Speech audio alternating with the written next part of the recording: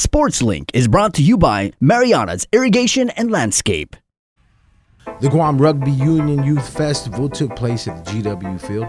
Teams competed in the co-ed flag middle school tournament, JV Rising Stars match, Varsity Girls 7's All-Star match, and Varsity Boys 15's All-Star match.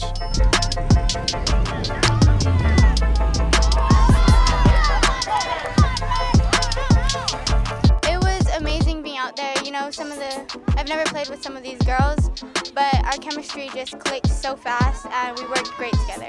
The more time that they have on the pitch is the best experience that they could get because you can't really replicate game time in practice, but at the same time, if they're on the pitch, they're gaining so much more experience individually and for the team. The experience was great. It was fun working with new people that I've never seen before or talked to before, but I think it's a great opportunity because now we'll know each other on the pitch. For us, it was all about getting these guys to play with different people from other schools. You know, everyone always has this public versus private school thing, and we decided, hey, by the way, that's not us. We're a rugby community, and we're very small. So by them playing with other kids, and regardless of where they're from, it looks like they're just having a great time.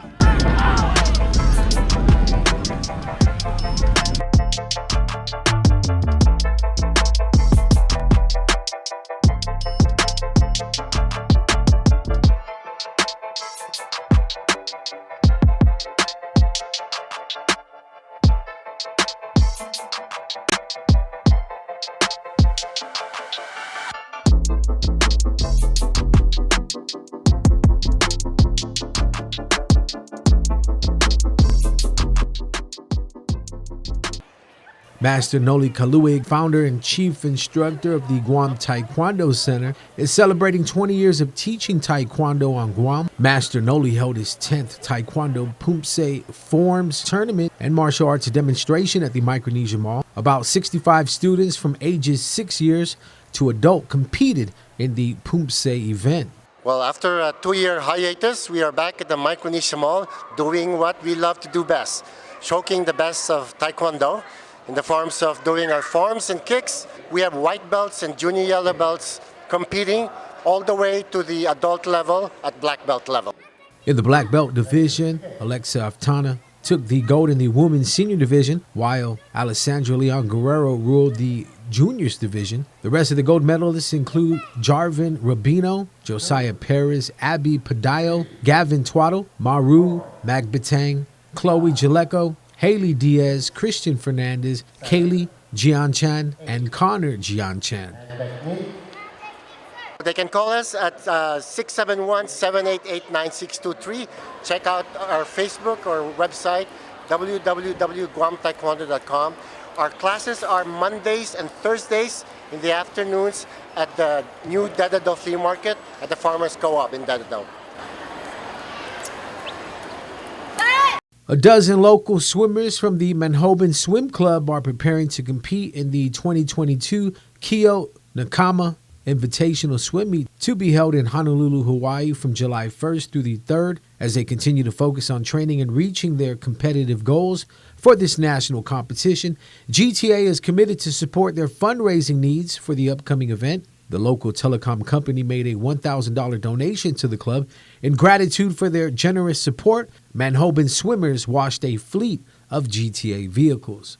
In rugby news, shout out to Dartmouth men's rugby player Matias Calvo and American International College men's player Keikoa Toves Tenorio for representing Guam at the College Rugby Championship May Madness Sevens 2022 held in New Orleans. The tournament was hosted by MLR's NOLA Gold. Games were played at the Shrine on Airline Stadium. Clutch Guam's Basketball is Art 3-on-3 circuit tipped off with the first tournament played at the Tamuning Court. 2 out of the 10 courts that will be painted with murals have been completed.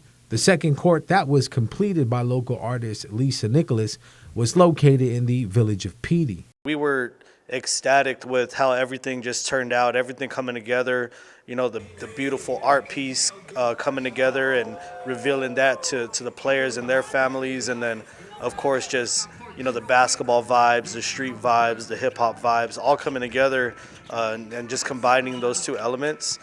It was everything that we envisioned, and we're looking forward to the next 8 for sure. There are a total of 3 divisions that will be stepping onto the finished courts: boys 9th and 10th grade, boys 11th and 12th, and girls high school. The feedback's been amazing from both the players and their families and just everyone involved, right? So just being able to get everyone out, enjoy the game of basketball in great weather, great conditions, the feedback from the community has just been awesome. We're, creating ways to make it a more fun and exciting environment. Huge shout out to DJ Pogi, who's, volunteered and committed his time to this cause, as well as our boy on the mic, Abel. So, the kids are enjoying it. We have great MC, great DJ, and just great vibes all around. On Saturday, games will start at 4 in the afternoon at the Agate Court and run into the evening. There will also be some food trucks on site with live music to keep the vibe going throughout the tournament. This past weekend, we had about 150 players participate in these 2 tournaments, and we're looking to get about 150 more competing in the upcoming events. We're inviting everyone, especially in the Southern community, to come out and support. We do have a lot of players representing the South in this circuit, so we're glad to officially take the tournament down south this weekend. The Guam National Youth Football Federation is back with their 2022 season kicking off this weekend.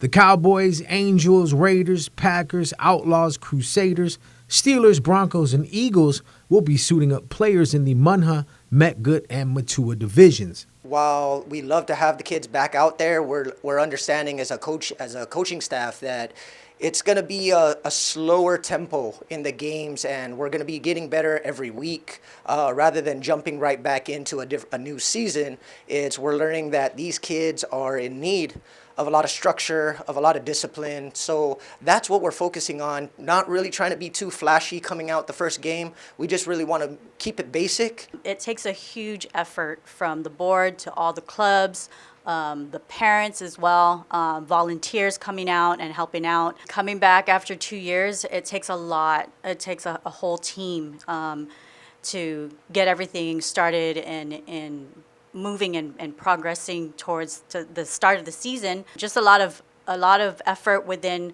behind the scenes of what it takes to prepare, not just on the field, but paperwork wise. Everything needs to be in order, and that's a lot of effort on the league and the organization itself. On Saturday, June 4th, the Raiders will take on the Angels at Angels Field, while the Packers face the Outlaws at the Teasen Field. On Sunday, June 5th, the Crusaders will meet up with the Steelers at the Teasen Field, and the Broncos will take on the Eagles at Angels Field. I'm ecstatic to be back. It's great to see the kids back on the field. As a coach for high school, for the youth and everything like that, this is going to bode well for the sport. We want these kids, we want to prepare them. The idea is to prepare them for the next level.